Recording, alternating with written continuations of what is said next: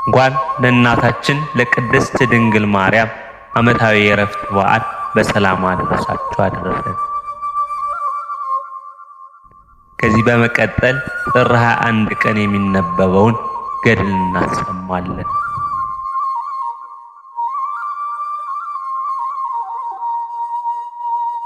አንድ አምላክ በሚሆን በአብ በወልድ በመንፈስ ቅዱስ ስም ጥር 21 ቀን በዚች ዕለት የእመቤታችን የቅድስት ድንግል ማርያም የዕረፍቷ መታሰቢያ በዓል ነው።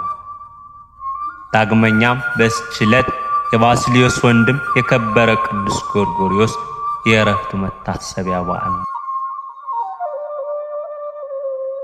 በዓለ አስተርዮ ማርያም ጥር 21 ቀን በዚች ዕለት አምላክን የወለደች እመቤታችን ቅድስት ድንግል ማርያም የዕረፍቷ መታሰቢያ በዓል ነው።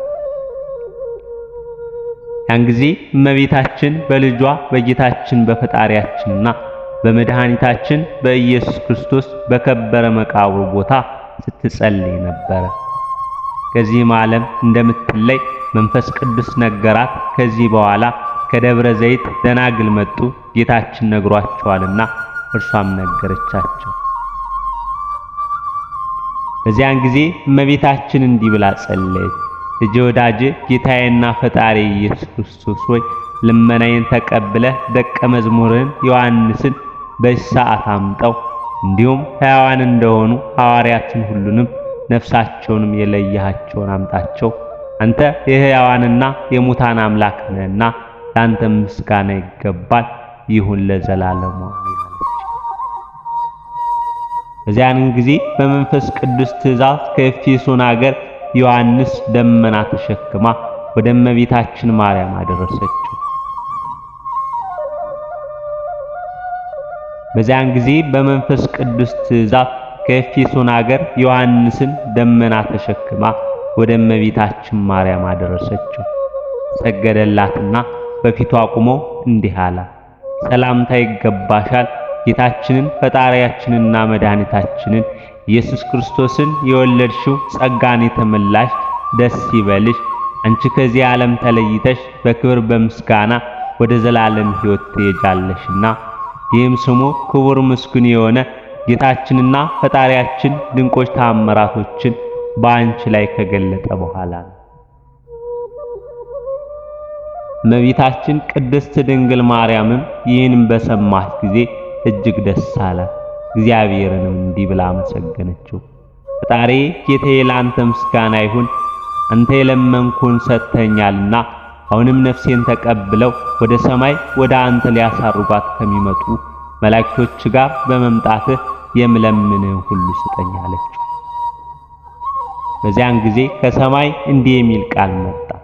እነሆ አሁን መላእክት ይደርሳሉ፣ ሐዋርያትም ሁሉ ከምድር ዳርቻ በደመና ተጭነው ለሰማይና ለምድር ጌታ ለኢየሱስ ክርስቶስ እናቱ ወደ ሆነችው ወደ ቅድስት ድንግል ይደርሳሉ። ወዲያውኑ ሁሉም ሐዋርያት የሞቱትም ከመቃብራቸው ተነስተው ወደ እመቤታችን ደርሰው ሰገዱላት።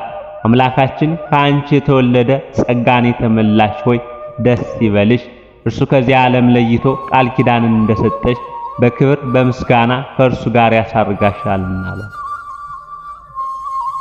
በዚያን ጊዜ እመቤታችን በአልጋዋ ላይ ተቀመጠች። ሐዋርያትንም እንዲህ አለቻቸው፣ ፈጣሪያቸው ኢየሱስ ክርስቶስ እንደሚመጣ እናንተንም እንዳየኋችሁ እንደማየው አሁን አወቅሁ። ከዚህ ከሥጋዬም ወጥቼ ወደ ዘላለም ሕይወት ሄዳለሁ። ነገር ግን ትነግሩኝ ዘንድ እሻለሁ፣ ከዚህም ዓለም እንደምለይ ከወዴት አወቃችሁ አለቻቸው። ጴጥሮስና ሐዋርያት ሁሉም ወደ አንቺ እንመጣ ዘንድ መንፈስ ቅዱስ አዘዘን፣ በደመና ላይም በተጫን ጊዜ ወደ አንቺ እንደ ዓይን ጥቅሻ ፈጥነን ደረስን አሏት። እመቤታችንም ማርያምም ይህን ነገር ከሐዋርያት በሰማች ጊዜ ድምጿን ከፍ አድርጋ እንዲህ አለች፣ ጌታዬና ፈጣሪ ኢየሱስ ክርስቶስ ሆይ ክቡር ምስጉን የሆነ ስምህን ፈጽሜ አመሰግናለሁ። የኔን አገልጋይን መከራ ተመልክተህ ድንቅ ኃይልህን አድርገህልኛልና ከእንግዲህ ወዲህ ትውልድ ሁሉ ያከብሩኛል ያመሰግኑኛል አለች።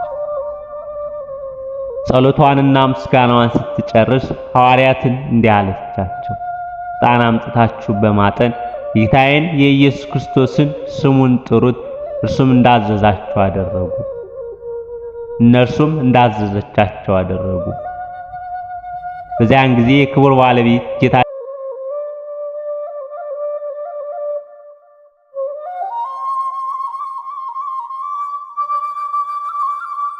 በዚያንም ጊዜ የክብር ባለቤት ጌታችን ኢየሱስ ክርስቶስ እልፍ አእላፋት መላእክት ታጅበው ያመሰገኑት መጣና አረጋጋት።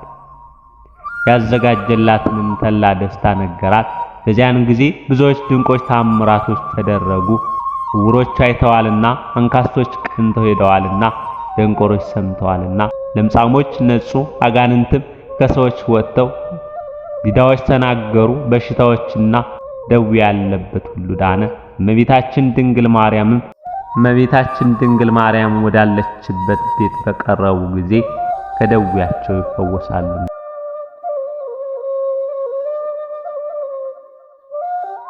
ከሥጋዋም የምትለይበት ጊዜ ሲደርስ ሐዋርያትና ደናግል ትባርካቸው ዘንድ እያለቀሱ ለመኑ። እጇን በላያቸው ዘርግታ ባረከቻቸው። በዚያን ጊዜ ጌታችን ንጽሕት ነፍሷን ከሥጋዋ ለይቶ በመለኮታዊ እጆች ይዞ በብርሃን ልብስ አጎናጽፎ ወደ ከፍተኛ መኖሪያ ከእርሱ ጋር አሳረገ። ሥጋዋን ግን እንደሚገባ ገንዘው ወደ ጌቴሰማኒ ተሸክመው እንዲወስዷት ሐዋርያትን አዘዛቸው። ነፍሷ ከሥጋዋ ከመውጣቷ በፊት በሰው አንደበት ይህ ነው ተብሎ የማይነገር ብርሃንን እያየች ነበር። የክብር ባለቤት ጌታችን ክርስቶስም እንግዲህ ሥጋሽን ተድላ ወዳለበት ገነት አፈልሳለሁ፣ ዳግመኛም ሥጋሽን ከነፍስሽ ጋር አዋህጄ አስነስቼ መላእክት በውስጡ በፊትሽ ሆነው በሚያመሰግኑበት ተመሳሳይ በሌለው ተላ ደስታ ባለበት ማደሪያ አኖርሻለሁ አለ። እመቤታችንም እንዲህ አለች፣ አቤቱ በረቀቀ ጥበብህ ይህን ሁሉ የሠራህ አመሰግንሃለሁ። ሁለተኛም ልመናዬን ትሰማ ዘንድ እለምንሃለሁ። በስሜ ወደ አንተ የሚለምነውን ሁሉ ልመናውን ተቀበለው። በመከራም ውስጥ ሆኖ ስሜን ጠርቶ ወደ አንተ የሚለምነውን ከመከራው ሁሉ አድነው።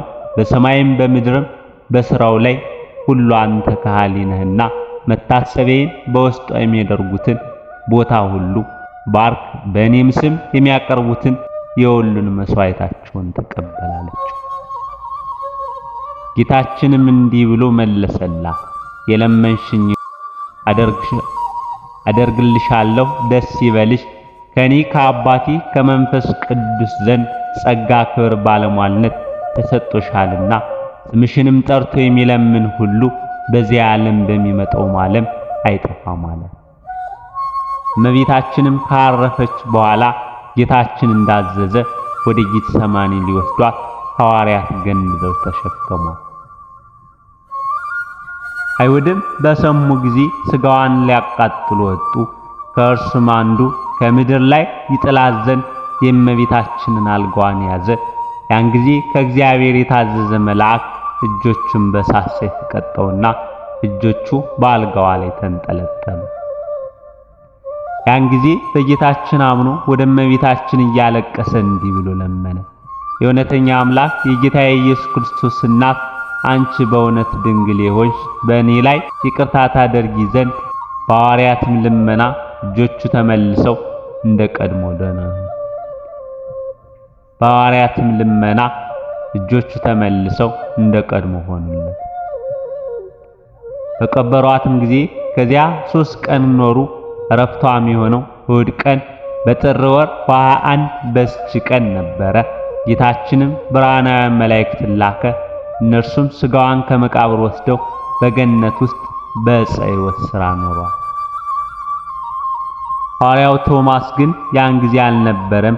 በደመና ላይ ተጭኖ እርሱ ሲመጣ መላእክት ሲያሳርጓት እመቤታችንን አገኛት።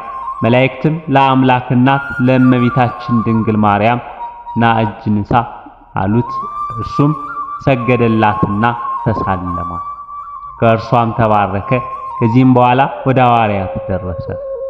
እነርሱም እመቤታችንን ማርያምን እንዳረፈችና እንደቀበሯት ነገሩ።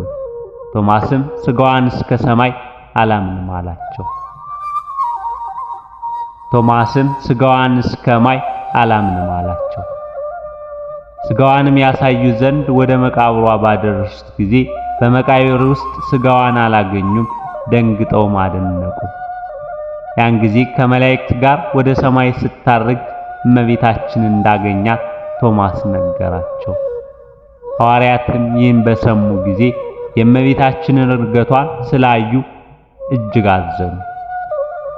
ሐዋርያትም ይህን በሰሙ ጊዜ የእመቤታችንን ዕርገቷን ስላላዩ እጅግ አዘኑ። ሥጋዋን በምድር ውስጥ ይተው ዘንድ እንዳልወደደ መንፈስ ቅዱስ አስነባ። ሥጋዋን በምድር ውስጥ ይተው ዘንድ እንዳልወደደ መንፈስ ቅዱስ አስገነዘባቸው። ከዚህም በኋላ አንድ ጊዜ ደግሞ እርሷን ያሳያቸው ዘንድ እንዳለው ጌታችን ቃል ኪዳን በማድረግ ተስፋ ሰጣቸው። እነርሱም እስከ ነሐሴ 16 በረቷ። ከዚህም በኋላ አንድ ጊዜ ደግሞ እርሷን ያሳያቸው ዘንድ ጌታችን ቃል ኪዳን በማድረግ ተስፋ ስለሰጣቸው እነርሱም እስከ ነሐሴ 16 ቀን በተስፋ ነው። የእመቤታችንንም የዕድሜዋን ዘመን 64 ዓመት ነው። በአባትና እናቷ ቤት 3 ዓመት ከ7 ወር፣ በቤተ መቅደስም 12 ዓመት፣ በዮሴፍም ቤት 34 ዓመት ከ3 ወር፣ ከጌታ ዕርገት በኋላ በወንጌላዊ ዮሐንስ ቤት 14 ዓመት ነው። እመቤታችን የቅድስት ድንግል ማርያም ረድኤቷ አማላጅነቷና በረከቷ በሁላችን ላይ ይደር ለዘላለሙ አሜን።